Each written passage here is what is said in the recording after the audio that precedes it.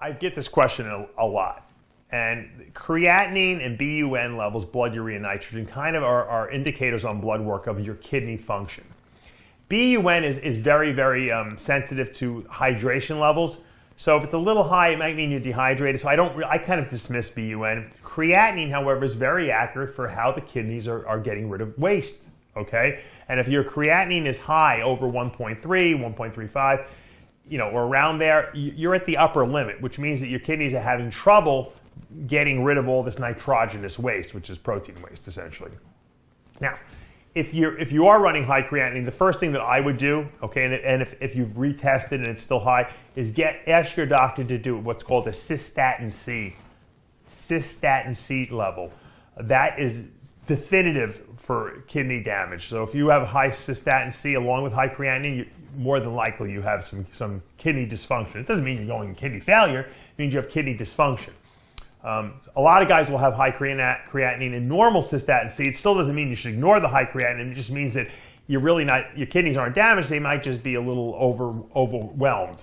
And what do you do in that case? Well, number one, you would do my free 3-week detoxification, diet and supplement program that I recommend. If you email me, guys, huge285@AOL.com, I'll send it to you for free. That's just my service that I do for you guys. Now you got to remember, creatinine and the kidneys themselves don't regenerate as quickly as the liver. The liver is a very regenerative organ. The kidneys can regenerate, but it takes a little longer. So whereas the liver can recover in a month or two, the kidneys might take 6 months, to bring your creatinine down to normal levels. But that's basically it. Think of the kidneys as a filter. If the filtering mechanism is clogged up, okay, or there's inflammation around them and they get kind of pinched off, they can't filter the blood properly. So your kidneys might not be damaged. They just might not be able to work. It's like a hose that you have kinked off.